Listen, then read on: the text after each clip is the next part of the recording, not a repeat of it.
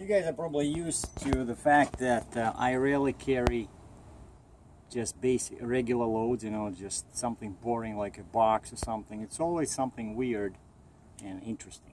These are parts for Caterpillar 795 monster mine truck.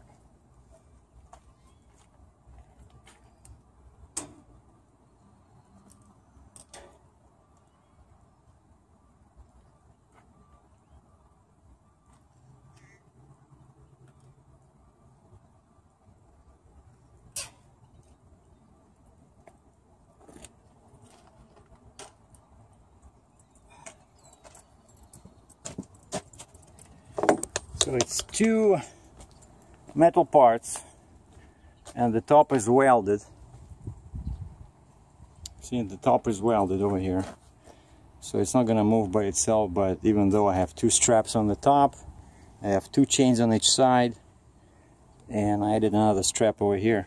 And one trick, one tip I wanted to share with rookies is always try to have your tie downs like chains and straps closer to the point of contact where the load sits on the frame, because you know in the beginning usually a lot of people don't realize that that's where you have to push the load, right?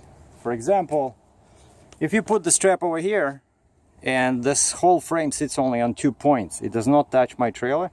You see, it's one of 4 points of contact is here and there, right? So I don't want to put anything over here, because then it will act as a spring and it will just lift the front, right? And that's why, and then of course I was limited by all these shapes. I cannot put, you know, oh look, they bent something here. Well, the forklift, and they bent it over here. Well, never mind.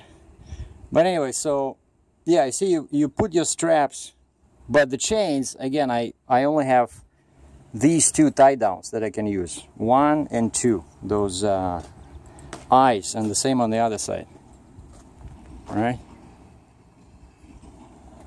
Okay, let me just connect the flags on the other side. And then I thought I'd be using these, but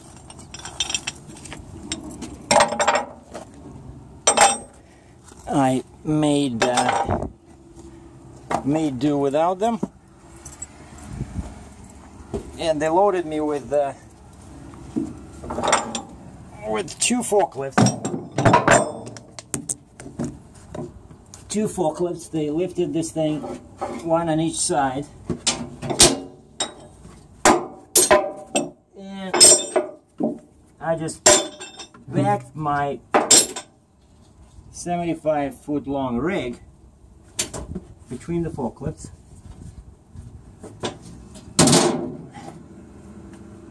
Okay, I still have 2 flags.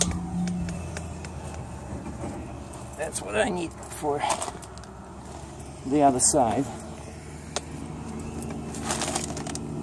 I got everything else is covered.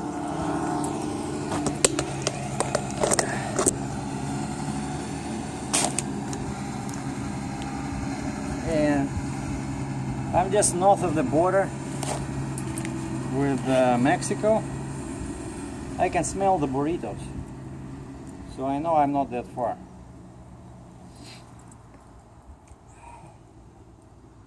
And the plan is take it to my home yard and then let this thing sit there until the beginning of January. And then I'm going to a mine in northern Ontario, which is very exciting. So,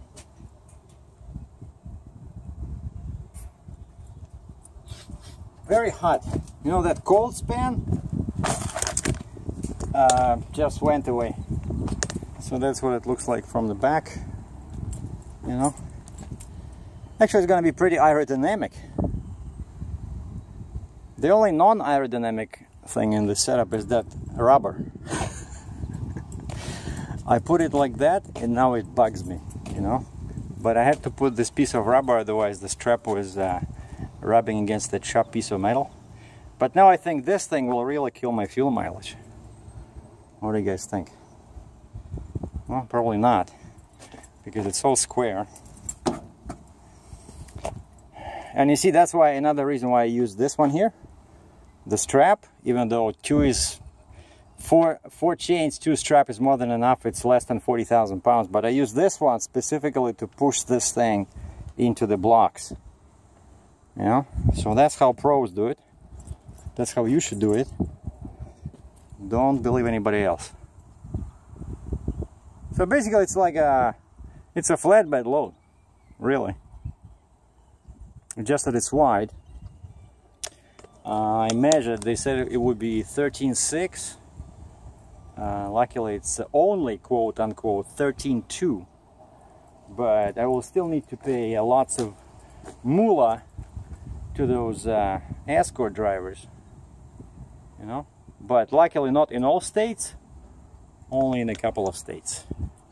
Okay, now all I have to do is just go to the office, get my paperwork, and get out of here.